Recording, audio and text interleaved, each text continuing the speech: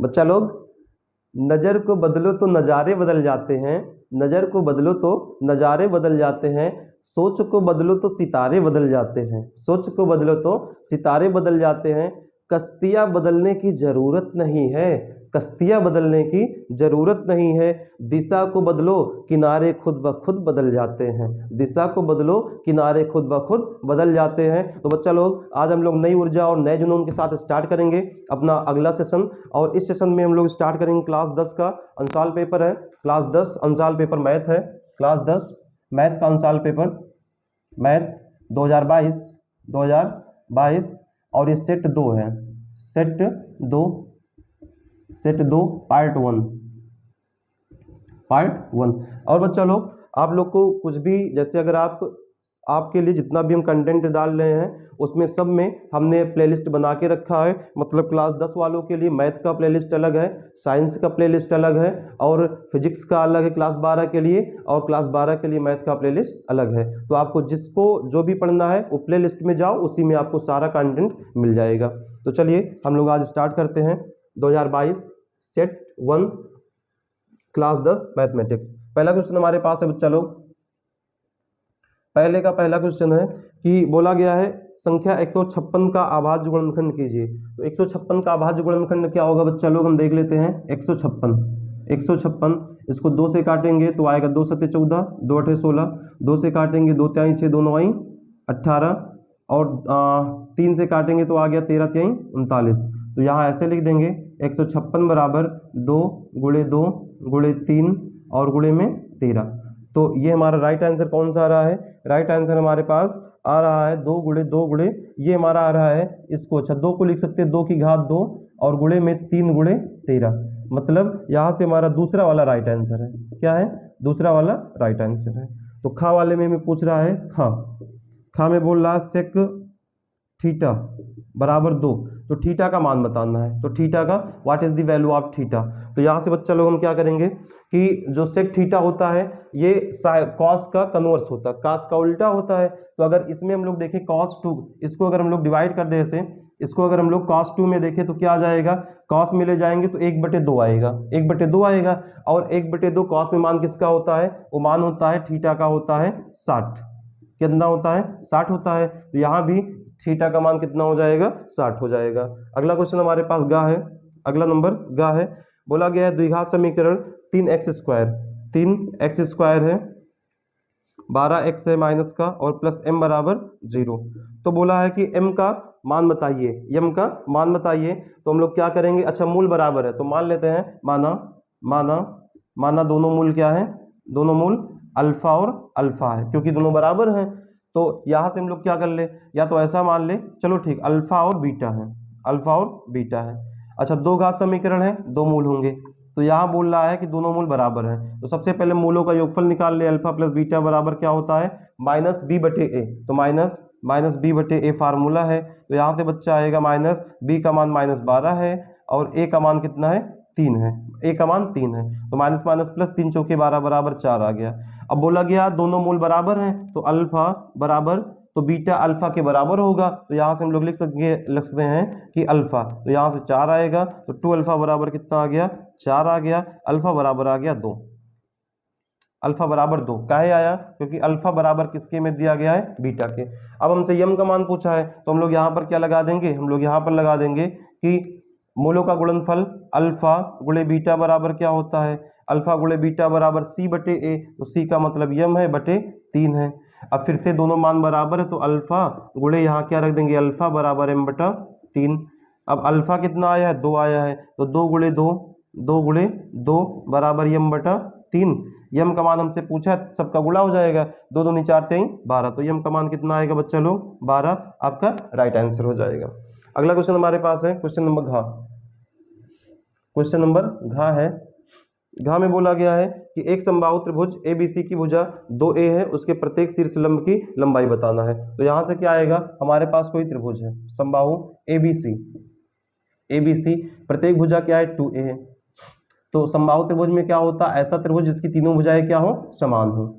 ऐसे त्रिभुज जिसकी तीनों भुजाएं क्या हो, समान हो। तो यहाँ हमसे बोल रहा है कि शीर्ष लंब का मतलब ये है।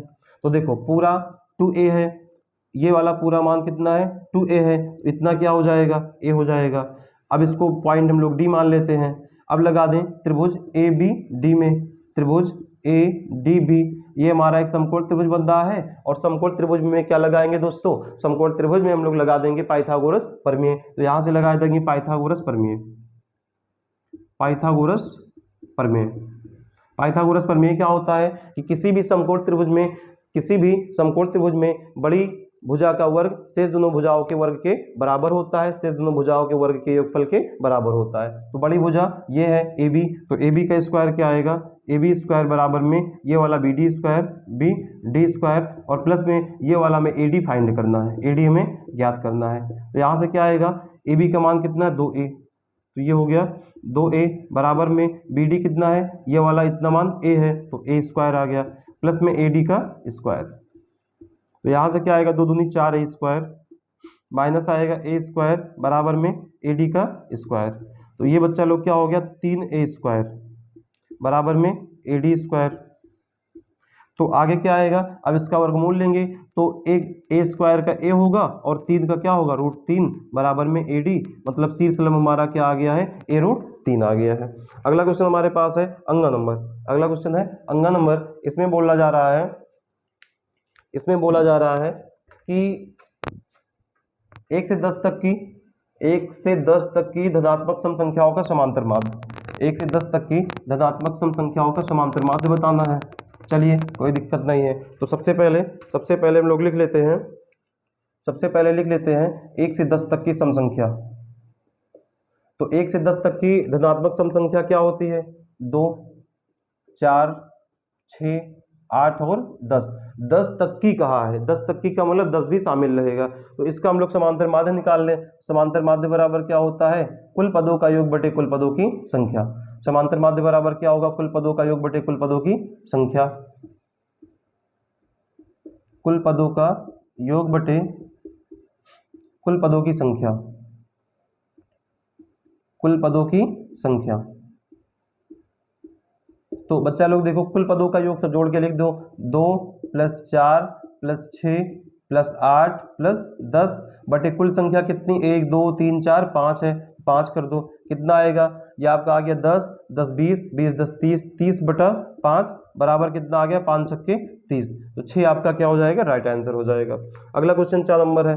4 नंबर में हमसे बोल रहा है बच्चा लोग कि बिंदु में दिया गया है P, बिंदु में क्या दिया है 2 - 3 और क्या Q बराबर दिया गया है 10 और Y, 10y, और बोल रहा है कि इनके बीच की दूरी कितना है 10। तो इनके बीच की दूरी जो PQ के बीच की दूरी है वो कितना दिया है, बीच की दूरी बराबर 10 मात्रक, 10 मात्रक। तो हमसे बोल रहा है कि y का मान बताओ, हमसे बोल रहा है क्वेश्चन में y का मान बताओ। कोई दिक्कत नहीं, हम लोग जानते हैं दो बिंदुओं के बीच की दूरी का फार्मूला, दो बिंदुओं के बीच की दूरी का फार्मूला क्या होता है, यहाँ से लगा देंगे PQ बराबर under root x2 - x1 whole square, x2 - x1 whole square, plus में क्या आएगा y2 - y1 का होल स्क्वायर। तो यहाँ से देखो PQ का मान कितना दिया है 10 दिया है, और ये x1 होता है, x1 y1 x2 और y2, x2 और y2 होता है। तो चलो सबसे पहले x2 - x1 10 - 2, 10 - 2 का होल स्क्वायर, प्लस में y2 y है, माइनस y1 कितना -3, तो माइनस और माइनस क्या हो जाएगा +3 का स्क्वायर। अब देखो दोनों पक्ष को स्क्वायर कर देंगे, दोनों पक्षों का वर्ग करने पर, दोनों पक्षों का वर्ग करने पर, तो दोनों पक्षों का वर्ग करेंगे बच्चा लोग, तो ये 10 दाम में कितना होएगा 100 होएगा, 10 दाम में 100, 10 दाम में 100 आ गया। इसका वर्ग करेंगे तो ये वाला रूट हट जाएगा, तो बचेगा 8 में से 2 घटा 10 में से 2 घटा दिए 8 बच गया, 8 स्क्वायर, और प्लस में क्या मिलेगा y + 3 का होल स्क्वायर, y + 3 का होल स्क्वायर। अब यहाँ से हो गया ये 100, इसको इधर लाएंगे तो 8 × 64, 64 बराबर में हो गया, ये हमारा पास आएगा y + 3 का होल स्क्वायर।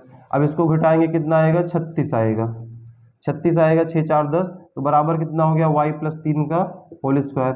अब फिर से हम लोग दोनों पक्षों का वर्गमूल ले लें, वर्गमूल लेंगे तो देखो 36 का वर्गमूल 6 होगा, इधर वर्गमूल लेंगे तो 1/2 से 2 कटेगा तो आएगा y + 3, तो यहाँ से y बराबर कितना आ गया 6 - 3 बराबर में 3, 6 माइनस 3 बराबर में 3 आ गया दोस्तों।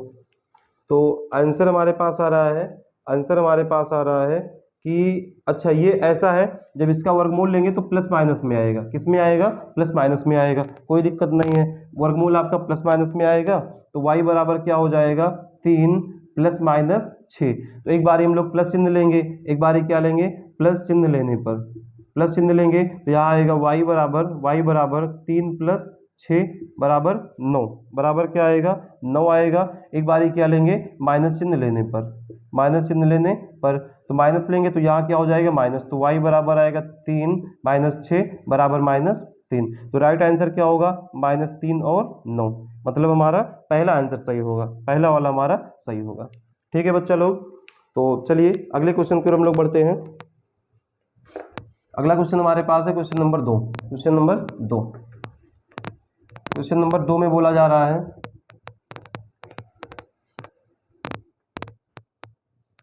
क्वेश्चन नंबर 2 में बोला जा रहा है, इसमें बोल रहे हैं सभी खंड कीजिए, सभी खंड कीजिए। तो सभी खंड तो करेंगे ही हम लोग, क्योंकि हम लोग यहाँ पर क्या करने आए हैं? क्वेश्चन करने ही आए हैं। यहाँ पर हम लोग क्वेश्चन करने ही आए हैं, एक एक क्वेश्चन करेंगे, कोई ना छोड़ेंगे। पहला क्वेश्चन क्या है? बोला जा रहा है कि द्विघात समीकरण 3x², बोले जा रहा है 3x² और माइनस 12x और प्लस में क्या है? 2m है, बराबर 0 के मूल बराबर हैं तो यम का मान बताओ। बच्चा लोग ये विविधकर का सवाल है, अगर मूल बराबर होते हैं तो जो विविधकर होता है वो d बराबर 0 के होता है, तो d बराबर 0 के होता है। और d किसके बराबर होता है? v² माइनस 4ac के, कोई दिक्कत नहीं, बराबर 0। अब यहाँ हम लोग क्या कर लें? इसकी तुलना करवा दें, ax² plus vx plus c बराबर 0 से करवा दे दोस्तों। तो यहाँ से a का मान क्या आएगा? 3 आएगा, a का मान 3 आ गया, b का मान चिन्ह सहित लिखेंगे माइनस 12 आएगा, माइनस 12 आ गया। c का मान क्या आएगा? c का मान 2m आएगा। ठीक है दोस्तों, अब यहाँ से हम लोग आगे बढ़ेंगे, putting the value of this in equation में। तो यहाँ से b का मान कितना है? माइनस 12 का वर्ग लिखेंगे, माइनस 4, a का मान 4 गुणे 3 और c का मान कितना है?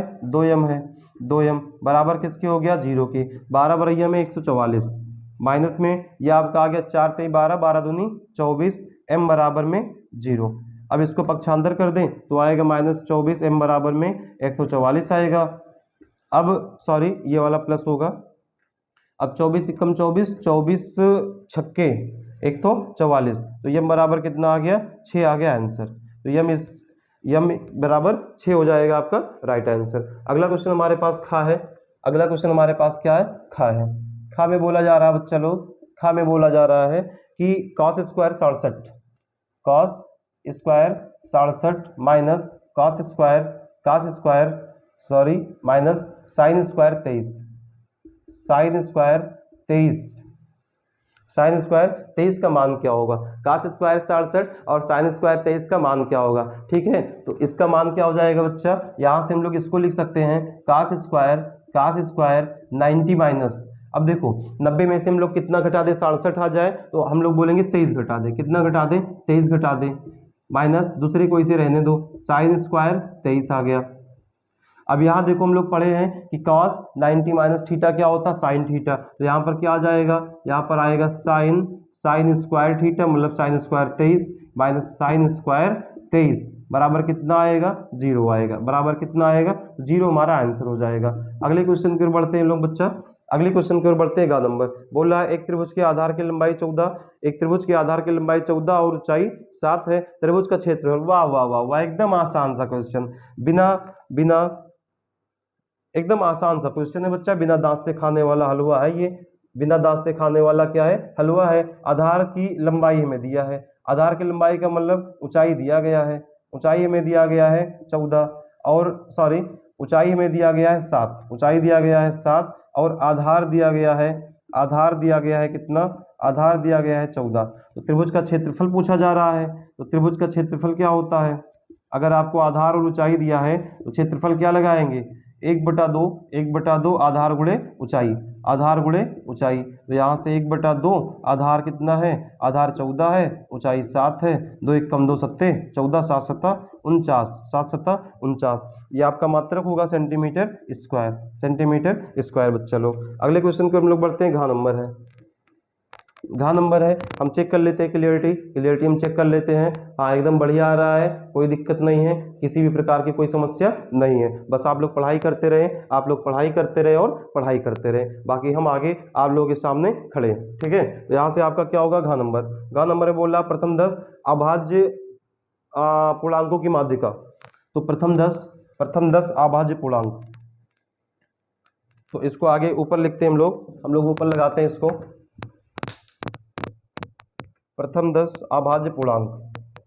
तो सबसे पहले तो आभाज्य संख्याएं क्या होती है, आभाज्य संख्याएं क्या होती है बच्चा लोग, आभाज्य संख्या ऐसी संख्याएं होती है जो स्वयं से कटे और एक से कटे, और या बोल सकते हैं कम से कम 2 नंबर से कटे। ऐसी संख्या है जो कम से कम 2 नंबर से डिविजिबल हो, उसे हम लोग क्या बोलेंगे, आभाज्य संख्या। तो हमारे पास प्रथम 10 आभाज्य संख्या पहले लिखते हैं, प्रथम 10 आभाज्य संख्या।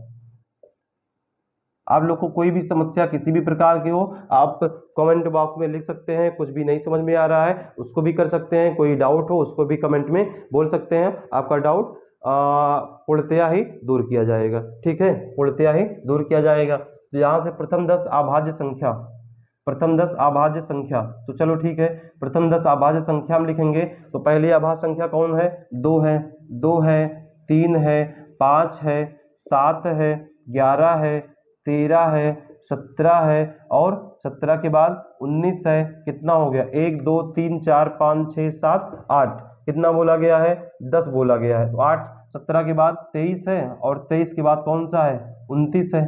ठीक है, ये हमारे पास अभाज्य संख्याएं हैं। अब n बराबर 10 है, n बराबर 10 है, तो माध्यिका के लिए हम लोग अगर सम होता है तो फार्मूला दूसरा होता है, विषम होता है फार्मूला दूसरा होता है। तो सम के लिए फार्मूला आपसे पूछा है, माध्यिका बराबर क्या होगा, माध्यिका बराबर, तो माध्यिका बराबर सम के लिए होता है n/2वें पद का मान, 2वें पद का मान, और प्लस में n/2 प्लस 1वें पद का मान, वे पद का मान, और टोटल का बट्टे में क्या आएगा बच्चा लोग, 2 आएगा। तो चलो ठीक है, तो n का मान कितना है, 10 है, 10/2वें पद का मान, वे पद का मान, प्लस में 10/2 प्लस 1, 10/2 प्लस 1वें पद का मान, 1वें पद का मान, और बट्टे में क्या आएगा, 2 आएगा, बट्टे में 2 आएगा।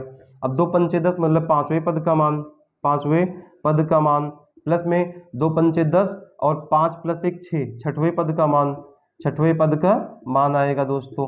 यहाँ से बट्टे में क्या आएगा, 2 आएगा, बट्टे में क्या आएगा, 2 आएगा। 5वां 6वां पद कौन सा है, 1 2 3 4 5, 11, और ये 5वां है, 1 2 3 4 5, ये 5वां है, और ये 6वें पद का मान है। तो 11 रख दो 5वें की जगह पे, और 6वें की जगह पे क्या रख दो, 13 रख दो आप, अपवाद में 2 आएगा। अब 11 और 13 कितना हो गया, 24 हो गया, 24/2 बराबर 12 आपका राइट आंसर हो जाएगा, 12 आपका राइट आंसर हो जाएगा। दोस्तों पढ़ाई करो और हंसते हंसते आंसर आएगा, हंसते हंसते आंसर आएगा, कोई दिक्कत नहीं है। चलिए अब हम लोग तीसरा क्वेश्चन करते हैं। तीसरे क्वेश्चन में हमसे बोला गया है, कि संख्याओं 26 और 91 का अभाज्य गुणनखंड विधि से क्या ज्ञात कीजिए, मासा और लासा ज्ञात कीजिए। चलो कोई दिक्कत नहीं है, कोई दिक्कत नहीं है। तीसरे का क्या बोला गया है कि हमारे पास 2 संख्याएं 26 है और एक कितना है, 51 है, सॉरी 91। अभाज्य गुणनखंड कर लो, 2 से काटे 13 आ गया, अब ना कटेगा। इसको 3 से काट दे, कितना आ गया, 13 सत्ते 91, 13 सत्ते 91। तो यहाँ से 7 से काट दे 13 आ गया, ठीक, 2 से काट दे 13 आ गया, अब ना कटेगा ये, कोई दिक्कत नहीं। तो दोस्तों यहाँ से 26 बराबर कितना आ गया, 2 × 13 आ गया। 91 का कितना आ गया, 91 का आ गया 7 × 13। मासा हमसे पूछा है HCF में क्या होता है, जो दोनों में हो, जो दोनों में है, दोनों में कौन सा है, 13 आ रहा, मतलब 13 क्या हो गया, मासा हो गया। उसके बाद हमसे क्या पूछा है, LCM पूछा है। LCM क्या होता है बच्चा, कि जो दोनों में है उसको तो लिखना है, बाकी जो बच रहे उनको भी लिखना है, सबको साथ में लेकर चलना है, सबको बारात चलना है। ठीक है, तो यहाँ से क्या आएगा, 2 बच रहा है, 2 बच रहा है, 7 बच रहा है, 13 बच रहा है। तो यहाँ से 13 सत्ते 91, ये आ गया 91, और 2 से गुणा करवा दिया, 2 × 2 = 18। तो एक आंसर 182, एक आंसर 13 आ गया दोस्तों। अगला क्वेश्चन हमारे पास क्या है, अगला क्वेश्चन खा नंबर है, अगला क्वेश्चन खा नंबर है। खा में 2 समीकरण दिया गया, बोला पी के किन मानों के लिए समीकरणों की जोड़ी 4x + py + 8। यहाँ पर लिखते हैं 4x + py और प्लस 8 बराबर 0 और दिया गया है 2x plus 2y plus 2y plus 2 बराबर 0। ये एक अद्वितीय हल है। अद्वितीय हल में क्या आता है कंडीशन कि a1/a2 बराबर नहीं है b1/b2 के, तो हम लोग यहाँ पर रख देते हैं, यहाँ पर रखेंगे a1। हाँ, 3 का खा है, 3 का खा, 3 का क्वेश्चन नंबर खा बोल रहा है कि यहाँ बोल रहा है कि p के किन मानों के लिए समीकरण की जोड़ी, समीकरण की हमें जोड़ी बताना है। तो जोड़ी बता दो भैया, बता दो, जो भी पूछा वही बता दो कितना होगा। तो यहाँ पर 2x प्लस 2y प्लस में 2 बराबर क्या है 0 है। अब यहाँ से इसका एक अद्वितीय हल है, तो अद्वितीय हल की कंडीशन क्या होती है कि p1/p2 is not equal to q1/q2, या ऐसे मान लें a1/a2 is not equal to b1/b2। तो सबकी वैल्यू रख दो, a1 है b1 है a2 है b2 है। यहाँ से आपका क्या आएगा 4/2 is not equal to b1/b2 मतलब p बटे में 2, 2 से 2 कट गया, मतलब p is not equal to क्या आ गया 4। मतलब अगर हम लोग इस समीकरण में p की वैल्यू 4 के अलावा कुछ भी लेंगे तो ये क्या आएगा अद्वितीय आएगा। मतलब p की वैल्यू 4 को छोड़कर is not equal to 4, p की वैल्यू 4 ना हो बाकी चाहे जो हो तो इसका मान क्या आएगा अद्वितीय आएगा। अब हम लोग बढ़ते हैं गा पर, क्वेश्चन नंबर गा। क्वेश्चन नंबर गा पे बोल रहा है कि AD लंबवत BC के है, तो हमें सिद्ध करना है AB square plus CD square बराबर में BD स्क्वायर और प्लस में AC का स्क्वायर। बच्चा लोग तो यहाँ से हमें एक तो फोटो बना है, एक फिगर हमें दिया गया है, फिगर हमें दिया गया है कि कुछ ऐसा है, ऐसा है, ऐसा है, ऐसा है। मुँह से लाइन ना बने सीधी, मुँह से लाइन सीधी ना बने, आप लोग बना लेना सीधी लाइन, ठीक है। यहाँ से एक लंब डाला गया है D। अब हमें बोला गया है ये दोनों लंबवत होंगे, हमसे सिद्ध करना है। तो क्या कर ले, ये अगर 90 का है सामने की भुजा कर्ण होगी, मतलब दोनों त्रिभुज में हम पाइथागोरस प्रमेय लगा दें। तो ADB में लगाएंगे पाइथागोरस प्रमेय, ADB में लगाएंगे पाइथागोरस प्रमेय, पाइथागोरस प्रमेय लगाएंगे तो क्या होगा AB स्क्वायर बराबर में क्या आएगा AD स्क्वायर और प्लस में क्या आएगा BD स्क्वायर आएगा, प्लस में BD स्क्वायर। अब AD का मान हम लोग निकाल लें, इधर आएगा AB स्क्वायर माइनस में BD स्क्वायर बराबर में क्या आएगा बच्चा AD स्क्वायर, समीकरण नंबर 1। अब हम लोग क्या कर लें, अब हम लोग इस वाले में लगा दें ADC में, तो यहाँ से त्रिभुज ADC में, इसमें भी पाइथागोरस प्रमेय लगाएंगे तो ये वाला कर्ण होगा, इसके सामने की भुजा क्या होगी कर्ण होगी, इसके सामने की भुजा कर्ण होगी। मतलब ये समकोण त्रिभुज 90 थीटा कोण बना रहा, तो 90 के सामने की भुजा क्या होगी कर्ण होगी, हाइपोटेनस होगी। थीटा के सामने की भुजा क्या होगी लंब होगी, और जो बचा है वो क्या हो जाएगा आधार हो जाएगा दोस्तों, क्या हो जाएगा आधार हो जाएगा। तो यहाँ से हमारे पास क्या आएगा AC स्क्वायर बराबर में आएगा AD स्क्वायर, क्या आएगा AD स्क्वायर आएगा और प्लस में क्या आएगा CD स्क्वायर, प्लस में क्या आएगा CD स्क्वायर। तो यहाँ से बच्चा लोग AD का मान अगर हम लोग निकालेंगे, AD का मान निकालेंगे तो क्या आएगा, इसको इधर भेज देंगे AC स्क्वायर माइनस में CD स्क्वायर, समीकरण नंबर 2 मान लें। अब देखो समीकरण 1 2 में AD बराबर, मतलब ये वाला पक्ष क्या हो जाएगा बराबर हो जाएगा। तो यहाँ से समीकरण 1 व 2 से, समीकरण 1 व 2 से बच्चों 1 व 2 से ये देखो हमारा क्या आएगा AB square minus BD square बराबर में क्या आएगा, बराबर में आएगा AC square minus CD square. अब देखो यहाँ में क्या सिद्ध करना, सब में प्लस है AB प्लस CD, इसको आप इधर ले आओ, इसको इधर भेज दो, आ गया। तो यहाँ से क्या आएगा AB स्क्वायर प्लस में CD स्क्वायर बराबर में AC स्क्वायर, इधर प्लस माइनस का पक्ष अंदर क्या होगा प्लस होगा, तो ये आपका हो जाएगा BD स्क्वायर। दोस्तों ये हमें सिद्ध करना था, ठीक है। अगले क्वेश्चन की ओर हम लोग बढ़ेंगे। बोल रहा एक घन का आयतन 1331 है, एक घन का आयतन कितना है 1331 है। तो ये हमारा घ नंबर है, घन का आयतन हमें दिया गया है, घन का आयतन 1331 सेंटीमीटर क्यूब। तो हमसे बोल क्या रहा है, हमसे बोल रहा है कि समपूर्ण पृष्ठ क्या होगा। तो समपूर्ण पृष्ठ के लिए हम लोग क्या निकाल लें, समपूर्ण पृष्ठ के लिए हम लोग क्या ज्ञात कर ले बच्चा, समपूर्ण पृष्ठ के लिए पहले भुजा ज्ञात कर लें। तो घन का क्यूब क्या होता है A क्यूब, घन का आयतन A क्यूब मतलब भुजा क्यूब।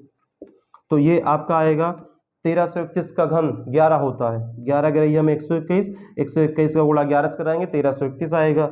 अब जो संपूर्ण पृष्ठ होता है, संपूर्ण पृष्ठ आपका होता है, संपूर्ण पृष्ठ किसका घन का, ये होता है 6A स्क्वायर 6a² मतलब 6 गुणे a का मतलब क्या हो गया 11, 11 का स्क्वायर। तो ये आपका आएगा 6 गुणे 11 ग्राम 121 बराबर में 6 एकम 6, 6 दूनी 12 और 6 एकम 6 एक 7 सेंटीमीटर स्क्वायर। तो ये हमारा राइट आंसर होगा। अगला क्वेश्चन हमारे पास क्या है, क्वेश्चन नंबर 4 का चार का। अगला क्वेश्चन क्या है, 4 का। दोस्तों अगर वीडियो अच्छी लगे तो लाइक करें, सब्सक्राइब करें और शेयर जरूर करें और अपने दोस्तों के पास वीडियो ज़्यादा से ज़्यादा मात्रा में भेजें जिससे उनको भी इस वीडियो का फ़ायदा हो जाए। ठीक है, तो अगला क्वेश्चन हमारे पास क्या है, अगला क्वेश्चन हमारे पास है 4 का का नंबर। तो 4 का नंबर क्या है, बोल रहा है कि 3√2 एक अपरिमेय संख्या है। सिद्ध करना है 3√2 क्या है, 3√2 एक अपरिमेय संख्या है, अपरिमेय संख्या है। तो बच्चा लोग ये हमें सिद्ध करना है। तो इस क्वेश्चन में हम क्या करते हैं बच्चा लोग, ये क्वेश्चन हमें मेथड ऑफ कंट्राडिक्शन से प्रूव करना है। मेथड ऑफ कंट्राडिक्शन से प्रूव करेंगे तो ये हमारा प्रूफ आएगा। तो मेथड ऑफ कंट्राडिक्शन क्या आएगा कि हम लोग सबसे पहले मान लेते हैं कि 3√2 क्या है, 3√2 एक अपरिमेय 3√2 एक परिमेय संख्या है। हम लोग मान लेते हैं, माना 3√2 एक अपरिमेय संख्या है। हम लोग मान लेते हैं कि 3√2 एक परिमेय संख्या है। क्या है, एक परिमेय संख्या है। और सिद्ध करना, एक मिनट भाई, सिद्ध करना है कि ये एक अपरिमेय संख्या है, ये हमें सिद्ध करना है अपरिमेय। तो सबसे पहले इसका उल्टा मान ले कि 3√2 एक परिमेय संख्या है। चलो हमने मान लिया, मानने में क्या जाता है, परिमेय संख्या है, मानने में क्या जाता है, हमने मान लिया भाई। अब अगर ये परिमेय संख्या है तो आप डेफिनेशन जानते हैं परिमेय संख्या की कि ऐसे नंबर जिनको हम P/Q के रूप में लिख सकते हैं और Q की वैल्यू 0 के बराबर ना हो और P और Q एक पूर्णांक हो तो उसे हम लोग क्या बोलते हैं, परिमेय संख्या बोलते हैं। तो अगर इसको हमने परिमेय संख्या माना है, इसको हमने क्या माना है, परिमेय संख्या माना है, तो इसको हम लोग कैसे लिख दे, P/Q के रूप में। और Q की वैल्यू 0 नहीं है और P और Q क्या है, पूर्णांक है, क्या है, पूर्णांक है। अब देखो अगर यहाँ से 3 को इधर भेज दिया जाए तो √2 बराबर क्या आएगा, P/3Q आएगा, 3Q आएगा। अब 3 क्या है, एक पूर्णांक है। इसका मतलब क्या हो गया बच्चा, ये एक परिमेय संख्या हुई, ये एक परिमेय संख्या हुई। और √2 क्या है, √2 के बारे में जानते हैं कि वो एक अपरिमेय संख्या होती है। वो क्या होती है, एक अपरिमेय संख्या। इसका मतलब क्या हो गया कि एक परिमेय संख्या और एक अपरिमेय संख्या कभी बराबर नहीं होती है। इसका मतलब हो गया बच्चा कि जो हमने माना 3√2 एक परिमेय संख्या है वो हमने गलत माना है। तो इसका सही क्या होगा, इसका सही क्या होगा, हम इसी को उल्टा मान ले, मतलब 3√2 एक अपरिमेय संख्या है। तो यहाँ से हम लोग थोड़ा सा लिख लेंगे, यहाँ से लिख लेंगे P/3Q एक परिमेय संख्या है, एक परिमेय संख्या है, एक परिमेय संख्या है। अतः √2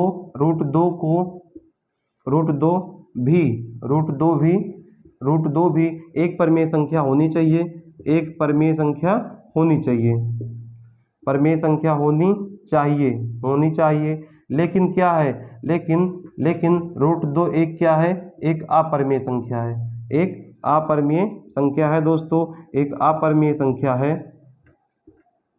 इसका मतलब क्या हुआ कि हमने जो माना एक परिमेय संख्या ये हमने गलत माना है। तो इसका सही क्या होगा, अतः 3√2 क्या है, एक अपरिमेय संख्या है, एक अपरिमेय संख्या है।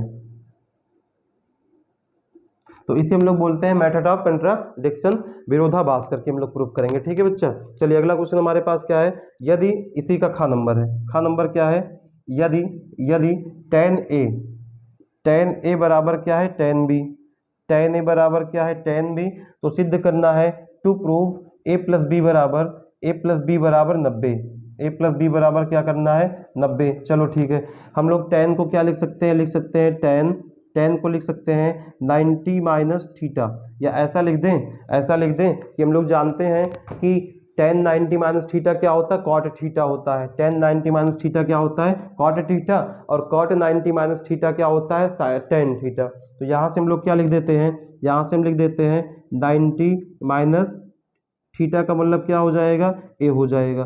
थीटा का मतलब क्या होगा, ए होगा। और इसको हम क्या लिख सकते हैं, इसको लिख सकते हैं tan। तो tan 90 माइनस थीटा कॉट हो जाएगा। तो ऐसा कर दें कि हम लोग यहाँ पर कॉट लिख सकते हैं। क्या लिख दिया जाए, कॉट लिख दिया जाए।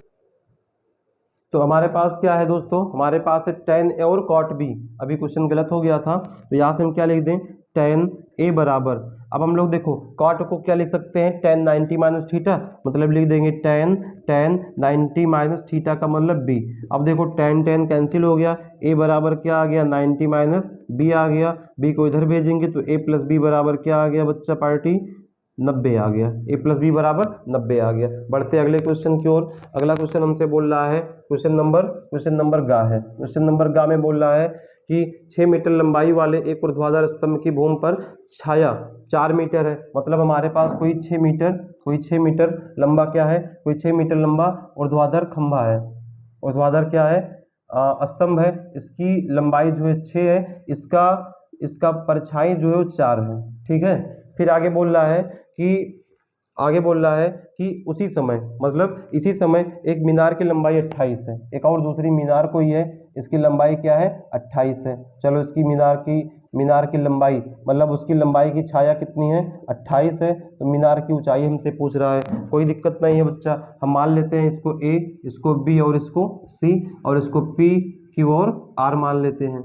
तो छाया में दिया गया है। सबसे पहले बोला दोनों जो उसी समय, मतलब एक ही समय दोनों की छाया बन रही है। तो अगर एक समय में छाया बन रही तो इनके जो उन्नयन कोण होते हैं वो आपस में क्या होंगे, बराबर होंगे। और दूसरा देखो ये वाला 90 है, ये वाला क्या है, 90 है। तो सबसे पहले हम क्या करें, दोनों त्रिभुज को समरूप दिखाते हैं। तो समरूप कैसे दिखाते हैं, किसी एक त्रिभुज की जिन दो त्रिभुजों को समरूप दिखाना होता है उनकी दो संगत भुजाओं को हम लोग बराबर दिखा दें। तो देखो यहाँ से अगर हम लोग इसमें बात करें, ये वाला कोण इसके बराबर, ये वाला कोण इसके बराबर है। तो यहाँ से लिख देंगे कोण CAB, इसको लिखेंगे तो क्या आएगा, CAB बराबर होगा कोण RPQ। दूसरा हम लोग क्या कर लें, ये 90 है, मतलब ये क्या हो, अच्छा ये है क्या, उन्नयन कोण है। इसके बाद ये वाला देखेंगे तो 90 है, मतलब इसको लिख दे चाहे ऐसे B, कोण B बराबर कोण Q बराबर में 90। अब ये त्रिभुज एक दूसरे के क्या हो गए, समरूप। ABC समरूप है, ABC समरूप है PQR के। अब इनकी आनुपातिक भुजाओं का या इनकी संगत अनुपातिक भुजाएं आपस में बराबर होती, मतलब AB बटे में इसकी आनुपातिक भुजा कौन सी है, PQ। AB बटे PQ बराबर, यहाँ से क्या है BC, यहाँ से क्या है BC बटे में RQ या QR। अब इनकी वैल्यू रख दो, AB की वैल्यू 4 है, P की 28 है, BC का कितना है, BC कहाँ भाई, BC का 6 है, और QR का क्या है, H है। तो यहाँ से देखो 4 एकम 4 सते 28, 7 छंगे 42, H बराबर कितना आ गया, 42 मीटर आ गई मीनार की ऊंचाई। ये आपका राइट आंसर होगा दोस्तों। चलिए बढ़ते अगले क्वेश्चन की ओर। अगला क्वेश्चन हमारे पास क्या है, अगला क्वेश्चन है ये रचना वाला आ गया। चलिए इसको भी अभी हम लोग छोड़ रहे हैं, अभी 5-6 रचना हो जाए तो हम लोग इसको इकट्ठा कर रहे हैं। ठीक है बच्चा, इसको इकट्ठा कर रहे हैं। अब हम लोग आते हैं क्वेश्चन नंबर 5 पे। तो क्वेश्चन नंबर 5 पे आएंगे। तो क्वेश्चन नंबर 5 के पहले पे हमें क्या दिया गया है, 5 के पहले में क्वेश्चन नंबर 5 का नंबर, इसमें बोला जा रहा है ऐसे दो क्रमागत विषम धनात्मक पूर्णांक ज्ञात कीजिए, इनके वर्गों का योगफल 290 है। तो ये दो क्रमागत विषम धनात्मक पूर्णांक क्या होता है, तो सबसे पहले हम लोग मान लेते हैं, माना एक धनात्मक विषम पूर्णांक। एक धनात्मक विषम पूर्णांक क्या है, x है। विषम पूर्णांक क्या है, x है। दूसरा क्या हो जाएगा, अब मतलब दूसरा ऐसा होगा कि हम लोग इसमें क्या जोड़े कि हमें विषम संख्या मिले। जैसे भी हम लोग मान लो ऐसा कर दें, x+1 कर दें। x+1 का मतलब क्या, अगर हमने x की वैल्यू 1 लिया है, एक 2 मिलेगा जो कि विषम नहीं है, तो हम लोग इसमें क्या जोड़ेंगे, x+2। तो दूसरा हमारा क्या हो जाएगा, x+2 होगा। ठीक है, एक x है, दूसरा x+2। अब बोल रहा है कि दोनों के वर्गों का योगफल 290 है। तो यहाँ लिख दो प्रश्नानुसार, अकॉर्डिंग टू द क्वेश्चन। प्रश्नानुसार क्या आएगा, एक्स स्क्वायर प्लस में एक्स प्लस 2 का होल स्क्वायर बराबर में क्या आएगा बच्चा, 290 बोल रखा है। अब क्या करेंगे, इसको सॉल्व कर ले, यहाँ एक्स स्क्वायर यहाँ लगा दो, ए प्लस बी होल स्क्वायर तो आएगा ए स्क्वायर मतलब एक्स स्क्वायर प्लस 2ab तो 2 हो गया, ए का मतलब x है और b का मतलब 2 है, प्लस में बी स्क्वायर मतलब 2 2 4 का स्क्वायर बराबर 290। अब यहाँ से देखो एक्स स्क्वायर, अच्छा ये x कितना हो गया 2x स्क्वायर प्लस में 2 दूनी 4x हो गया प्लस में 4 और 90 290 को इधर बुला लो, कितना आएगा 290 बराबर 0। अब यहाँ से आएगा 2x स्क्वायर प्लस में 4x और 290 में से 4 घटा दिए 286 बिल्ला नंबर 286, अच्छा 786 होता है। चलिए ठीक है, यहाँ 2 कॉमन ले लो, 2 कॉमन लेकर डिवाइड कर दो तो कितना आएगा एक्स स्क्वायर प्लस 2 दूना 4 2 1 और माइनस 2 से भाग करेंगे 2 1 कम 2 4 3 143 143। अब इसका हम लोग क्या कर दे, गुणनखंड कर दे, ऐसा गुणनखंड करें कि जोड़े और घटाए 2 आ जाए, गुणा करे पुनः संख्या आ जाए। तो बच्चा लोग 143 का एक ही गुणनखंड होता है 13 गुणे 11 तो 13 11 का गुणा कराएंगे 143, 13 में से 11 घटा दिए 2 आ गया, यहाँ आपका क्या जोड़ा बनेगा प्लस एक्स 13 माइनस 11 माइनस में 143 बराबर में 0 बनेगा। एक्स स्क्वायर यहाँ से आ गया आपका 13x माइनस में क्या आ गया 11x माइनस 143 बराबर क्या आएगा बच्चा लोग 0 आएगा। तो ये देखो हमारा x घटाएंगे, सॉरी x कॉमन लेंगे दोनों में तो x प्लस 13 बचेगा, यहाँ माइनस 11 कॉमन लेंगे तो x प्लस 13 आएगा, ठीक, यहाँ भाग करेंगे तो 0। अब दोनों कॉमन ले लो तो यहाँ बच गया x प्लस 13 और x माइनस 11 बराबर 0। तो जो यहाँ पर अगर बराबर रखेंगे तो x माइनस 11 बराबर 0, तो x बराबर क्या आ गया बच्चा 11 आ गया, x बराबर 11। तो एक संख्या 11 हो गई, एक संख्या क्या हो गई 11 हो गई, दूसरी 11 प्लस 2 बराबर कितना हो गया 13 हो गया, ये हमारा राइट आंसर होगा। अगला क्वेश्चन हमारे पास है खा नंबर, अगला क्वेश्चन क्या है खा नंबर 5वें का। तो 5वें का खा हम लोग देखते हैं, 5वें का खा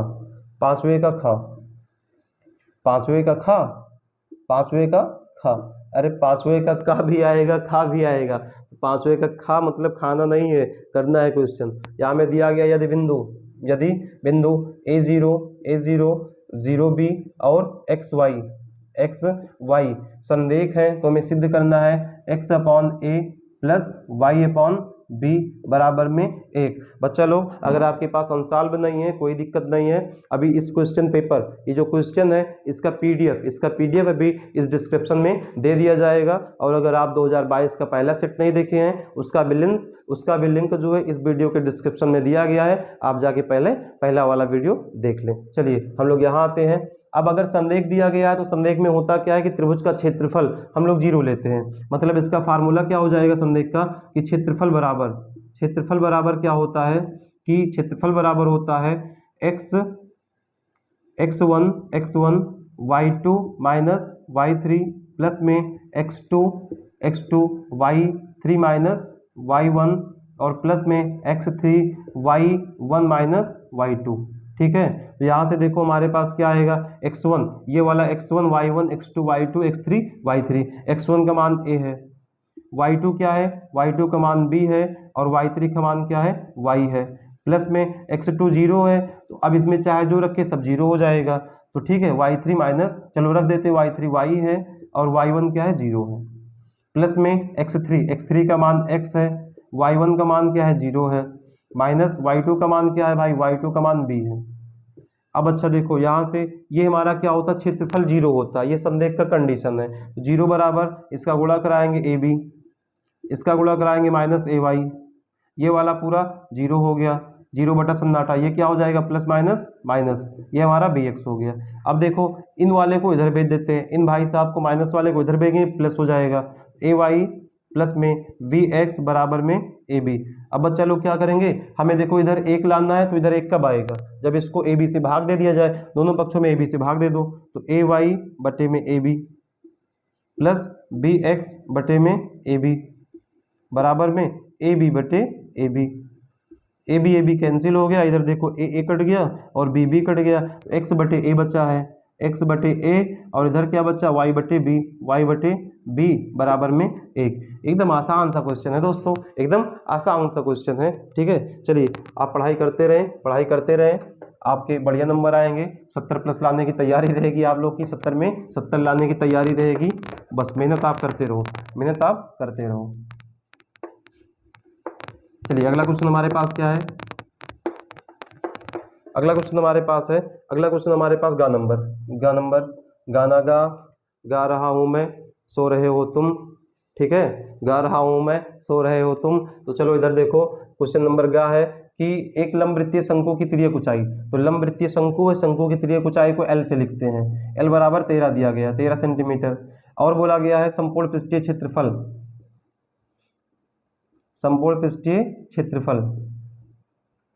तो संपूर्ण पृष्ठीय क्षेत्रफल बच्चा लोगों में क्या दिया गया है? 90 पाई सेंटीमीटर स्क्वायर। तो बोल रहा है कि इसकी त्रिज्या बताओ, r का मान हमें बताना है, इसकी त्रिज्या क्या होएगी। तो सबसे पहले हम लोग क्या करते हैं, बच्चा लोग संपूर्ण पृष्ठ का क्षेत्रफल लगा दें, जो दिया गया उसी को लगा दें। तो यहां से क्या हो जाएगा, संपूर्ण पृष्ठीय क्षेत्रफल बराबर होता क्या है, pi r into L plus R, अब संपूर्ण पृष्ठीय क्षेत्रफल कितना दिया है, ये हमें 90 दिया है। कितना दिया है? 90 दिया। तो यहाँ रख दो 90 पाई रखेंगे, यहाँ पाई है, r हमें ज्ञात करना है, l का मान कितना है, 13 है, प्लस में r।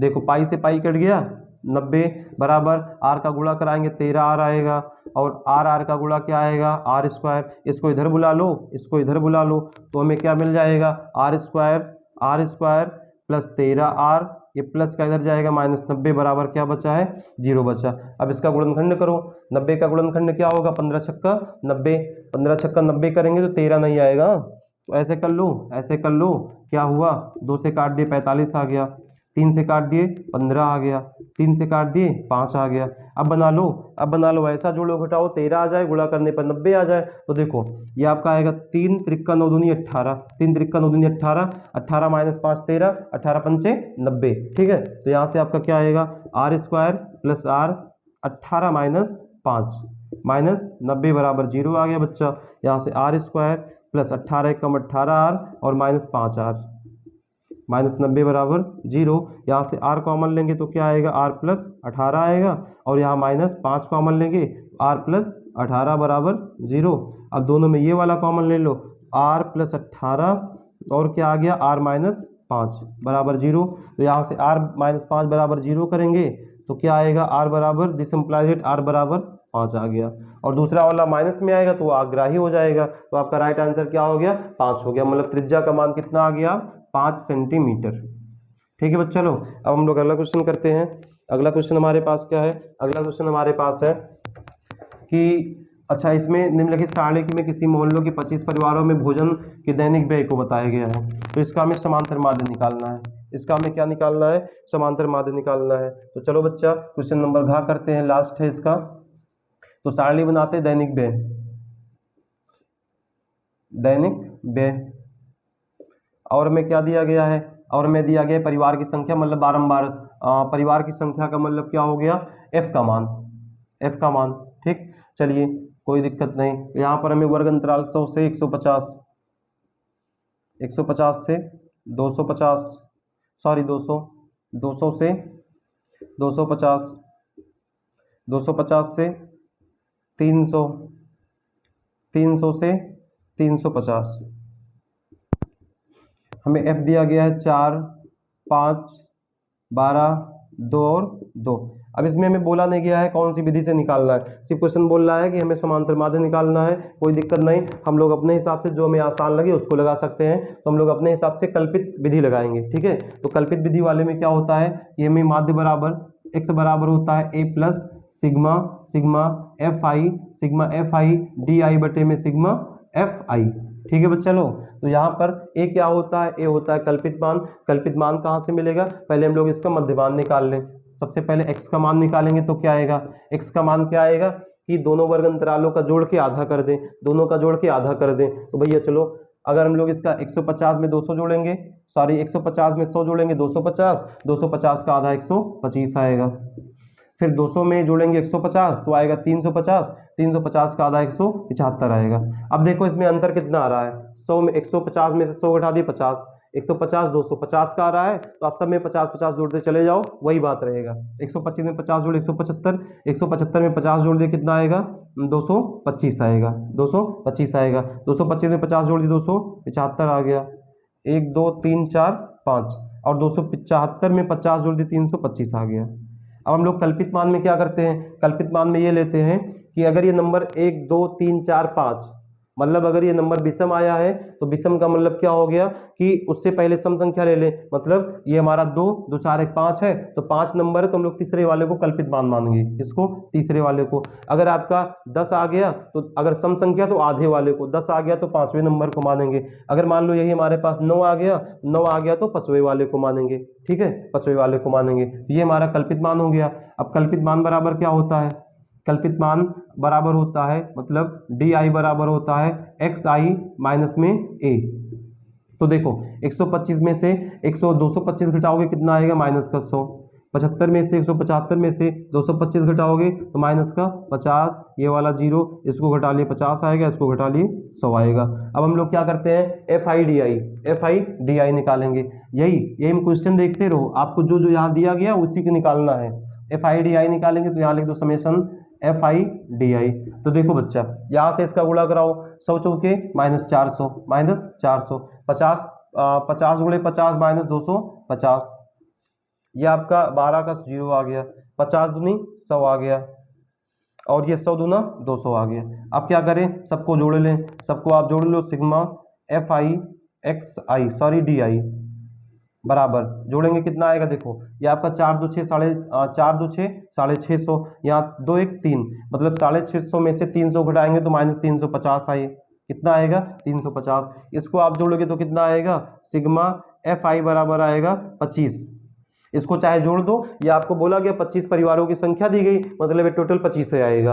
अब आप सारी वैल्यू उठा के रख दो, ए का मान आपको पता है, sigma F I D I का पता है और एफ आई का पता है। यहाँ से देखो हमारे पास क्या आएगा, यहाँ से बच्चा लोग हमारे पास आएगा कि एक्स बार बराबर ये 25, ए का मान कितना 225 plus sigma F I D I का कितना -350, तो -350 बटे में एफ आई का मान कितना 25 है, कितना है 25 है। इसको सॉल्व करेंगे 225 प्लस माइनस 350 बटे में 25, 5 चाहम 25, 5 सते 50, 5 कम 5 14 पंचे 70, तो यहाँ से 225 -14 बराबर कितना आएगा, 5 में से 4 घटा दिए 1, 3 में से 2 में से घटा दिए 1, 211। तो 211 हमारा क्या हो जाएगा, राइट आंसर हो जाएगा दोस्तों, क्या हो जाएगा, राइट आंसर हो जाएगा। तो इस प्रकार से हमारा क्वेश्चन नंबर 5 समाप्त हुआ, और अब इसके बाद 6 7 8 हम लोग नेक्स्ट वीडियो में करेंगे, अगले सेशन में करेंगे। तब तक के लिए आप वीडियो पर बने रहें और हंसते रहें, मुस्कुराते रहें। चैनल को सब्सक्राइब करें, लाइक करें, ज़्यादा से ज़्यादा शेयर करें। जय हिंद।